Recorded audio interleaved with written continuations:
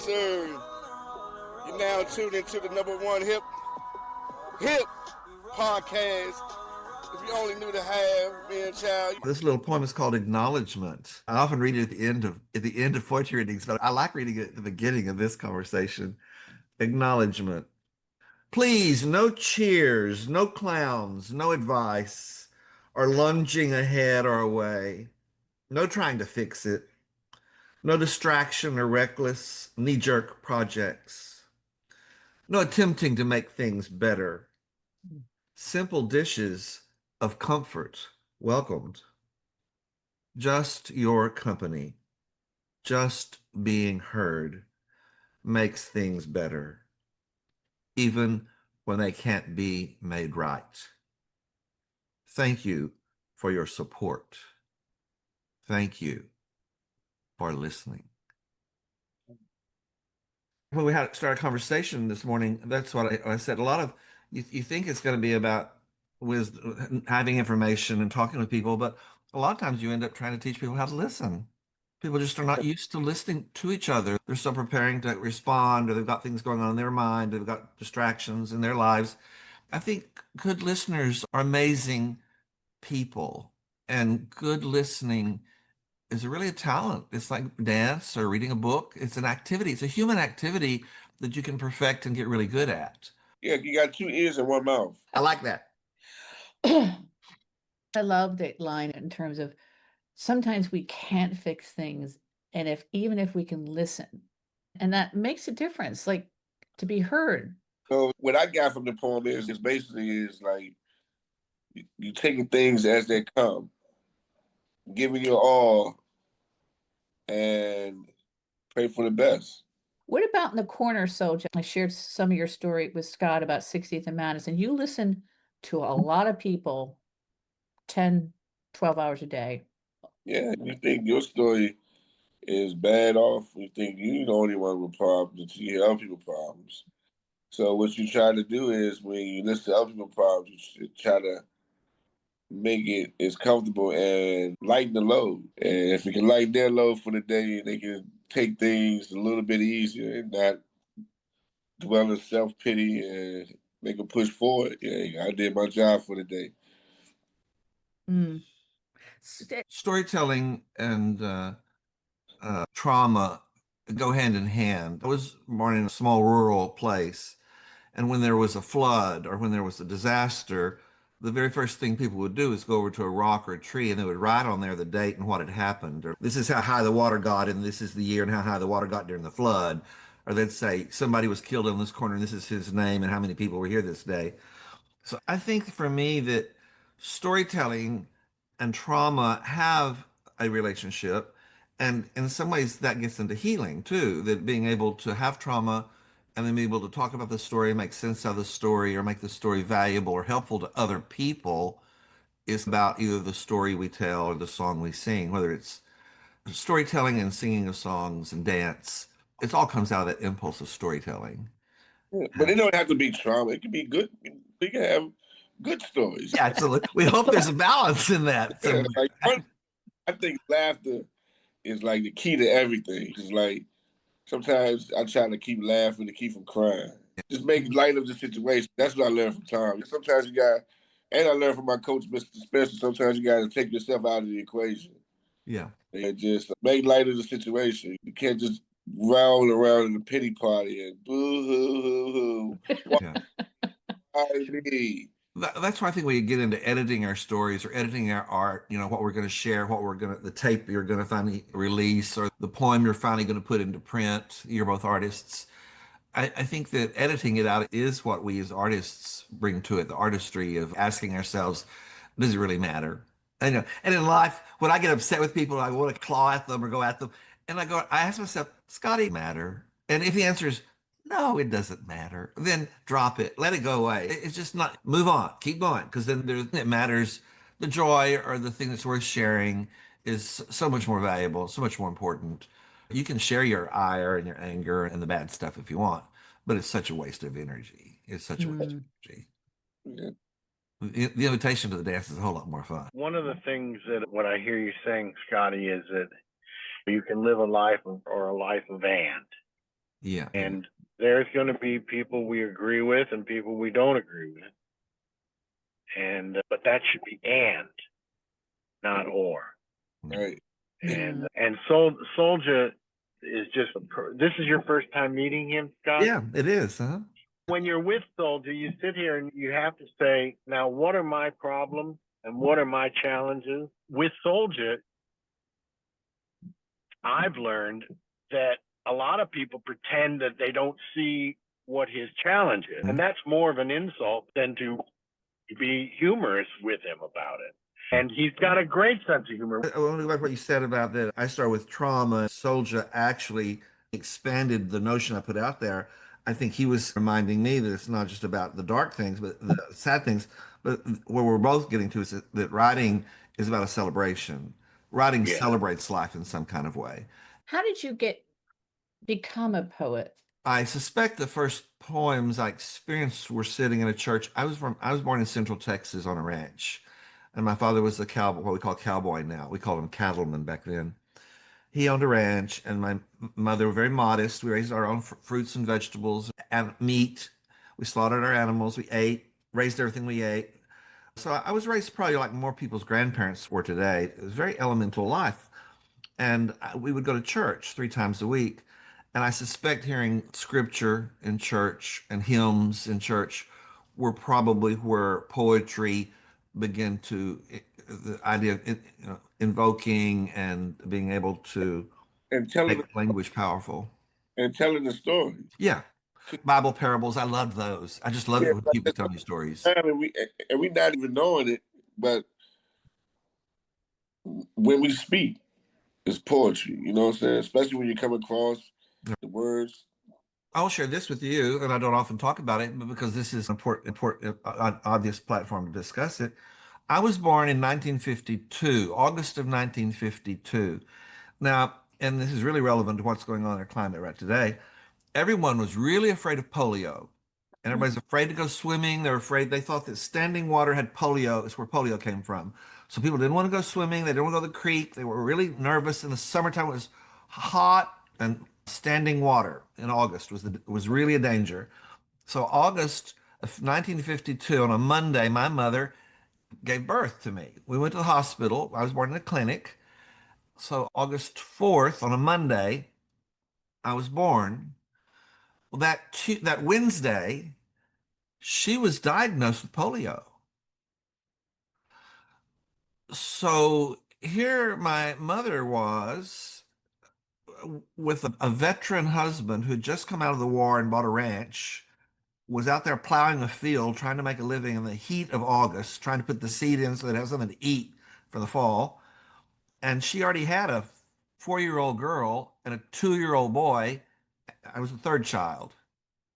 So in 1952, she gave birth on a Monday and was diagnosed with polio on the Wednesday. So that kind of set the stage for my life. My whole life, the first 6 years of my life, were remembering my mother exercising her legs. We didn't use crutches. She never used a crutch. She used chairs to get around, high back chairs. She would use them like crutches, and she would use them to get out to the car. And then she'd get my sister, my 4-year-old sister, to get the wagon and put my 2-year-old brother in the wagon and drag him out to the car. And she'd figure out how to get them into the car as best she could.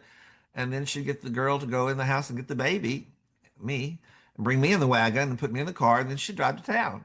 And she'd drive to town and drive up in front of the bank. And they'd come outside and say, Joyce is out there with the children. Somebody go out there. They'd go out to do the banking at her window.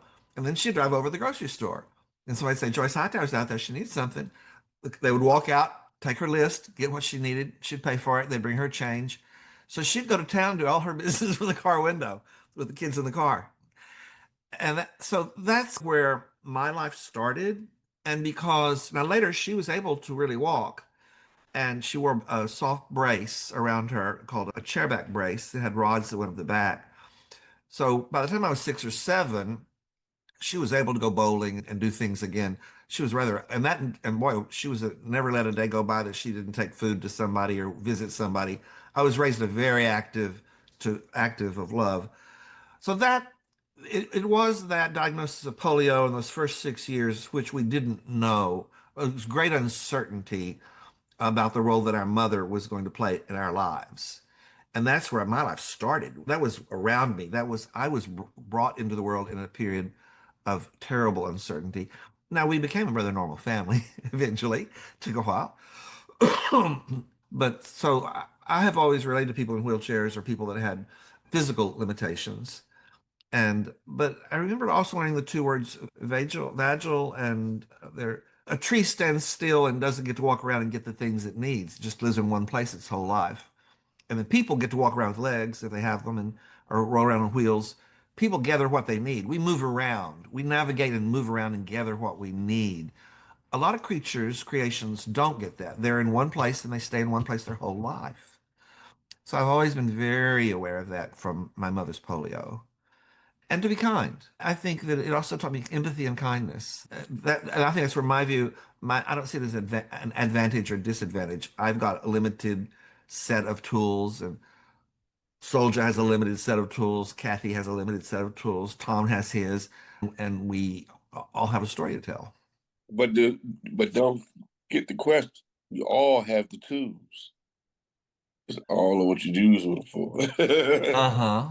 We all have the tools. What struck me between the similarities between your growing up, Scotty, and Soldier's, it was so poignant, is how Soldier learned to drive with the sticks and the skateboard and the tape when I first met him. Of course, he's since got more fancy with the devices. But when his car would disappear, his mom would say, "Where's the car?" He said, bam, bam, strapped two broomsticks and off he go, gas and brake. And driving with him when I first met Soldiers, how he used his body. So when you talked about your mother and the chairs. And we all navigate. My daddy liked to ride horses. He was a cowboy. So I always thought he liked to navigate on a horse. And then Soldier went from small car to bigger car. And then now he's navigating the internet. He's getting around. He's going far. He's finding a way, solutions to that moving around, that movement. And I did watch my mom early in her life.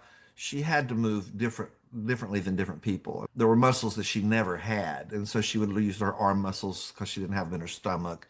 She moved a little, but other people wouldn't notice that. Other people would say she looked normal and she was just a woman going about her life. But I could see the strain. I could see how she was having to put pressure in another place and how she was moving. And I was very fortunate because I remember looking around.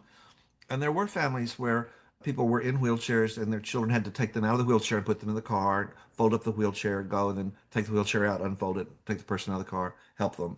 But so just say those are just obstacles that you just have to learn how to overcome. What's your solution? How are you going to overcome them? That's just people think You be inventive. the extra weight that I gained is not from fat, but I'm getting bigger up top. As my shoulders expand, I get wider. It's kind of hard to move how I used to move because I'm getting older, and then my weight, my muscle mass is getting bigger and bigger. Do you go to the gym or do you work out or have a regimen to tone your body? How do you take care of your body? Yeah. If you had legs, bro, this would be so much easier. Hey, look, fuck you. Just normal movement. My normal movement is exercise, but just as well as me lifting weights. That's just add body mass. Like, yeah, how wide my shoulders is now, like the more I lift weights, the wider it gets. I think you know, Scotty, that he broke a record. I can't remember the year, maybe 2007, 2008, Yeah. New York City triathlon in his category, swimming, biking, skateboarding. And we're getting in shape for another 5K. You could join us. Well, the skateboarding, a lot of that I found easy to accept, but swimming, that is your way your body's put together, and your no hands and feet, and like swimming, that's a challenge. They said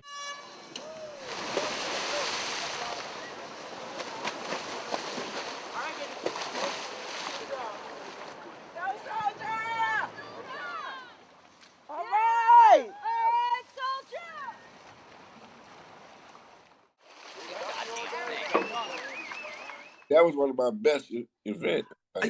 So when you said that, I was like, why? Because you can slither through the water? Yeah, it's just like when you swim, basically you use a lot of your upper body strength. Your core, like your pelvis, the whole nine. I still have movement of my pelvis in a sense, you know what I'm saying? So I use that. That's like a snake, you just slither through the water. Yeah. That's impressive. Would Tom call it bobbing? Tom, Bobbing. he said that I was bobbing in the water up and down. He said I wasn't swimming. I was bobbing up and down. Yeah, it got me to the finish line. He's a finisher. Would you please welcome Byron, half a soldier, breathe. But I couldn't have did it without Susie and Steve.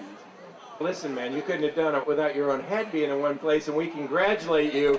You're a finisher, you are a triathlete, and you are the pride of New York City. Byron Breeze. You're a main man. Congratulations. Where did you learn to swim? I love swimming. I've been swimming since I was little. I love the water. Something about Your folks took you to swimming pools or creeks? Where did you swim? yeah. In Chicago. Like we traveled. We went to certain trips to Florida and got in the pool, like the hotel swimming pools back in the day. And like growing up, like I used to have to pick food in the farm, in the field. Like grandma said, if you don't get out there and pick your food, you don't eat. And they ain't hold no exception to me. My ass out there. Soldier, I didn't know that. My grandmother got South roots, and we used to go to my grandma. I used to love it, like going in the field, picking your food. Yeah. And we got average hunters in our family that right there hunt deer. But the food tastes different than how it is when it's fresh. Like when it's fresh killed or when it's freshly picked from the field.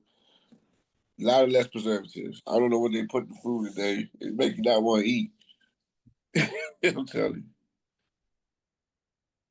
I've learned more from both of you today. Because like poetry plays a lot into writing hip hop music because saying hooks repetitive, make sure that it sounds the phrases sound like the next phrase, like tit for tat, go black. You know what I'm saying? You got certain word phrases when you write music. It's just like poetry. It's just like they both have a beat, just like a heart, just like a heart. The beat of the heart. That's where it all comes from, right? If you add light little mellow tone beat to your poem that you just read with a guitar, see, that's what Tom know how to do. That's what Tom's teaching me now. See, you can make that. You can have your own song right there. Do you take any of your poems and put them into music, Scott? I do not. I don't. I know many poets who do that, and a lot of them do it for public performance and things. But I've never done that. No. I would like to I'd explore writing an opera if somebody wanted me to. That'd be fun. We should try. I'm open to it. I'm game to it. That just never has presented itself. I'm kind of a man and a piece of paper and a pencil. I'm in business. I like the smell of pencils. It's going to present yourself today, and me and Tom invite you to the lab one day. Okay. Yeah, that'd be fun. We could figure something out. There are only 12 notes, and I remember my music teacher when I was in high school, when I was going off to make a living in music, he said, now there are only 12 notes. He goes, and you're going to find 5 of them that really work the way you like it. Work them, and they're yours. Soldier writes trap as the style, and to me, it's melodic hip hop. Trap music is where, say, the guys used to be trapped in a house, like an abandoned house or a house where they hustle out of. And they make certain music, like they sit and rhyme. But that's where the music came from. Okay. People are trapped in this situation that they got to hustle. So you trapped in this house and you hustling, selling drugs until the police kick in the door. So that's why they call it trap music. So I would love to do that with you, Scott, and see what we can do with some of your poems. I love your poem that Kathy pointed out. Your wings are clipped through no fault of your own. Everybody has some limit. I love that. Yeah. Yeah, I like that too. Please, no cheers or hanging or lunging ahead or away. No trying to fix it. No distraction or reckless knee-jerk projects. No attempting to make things better. Just your company, just being heard makes things better, even when they can't be made right. Thank you for your support. Thank you for listening. And with that being said, thank you for listening to the #1 encouraging podcast station. If you only do the half, Scott, Kathy, Tom, I love you guys, man. I want to hear it. Now we want to hear it. No, he wants to hear from the track, top. the track. He wants to hear from the top. All for the marbles. Let him know.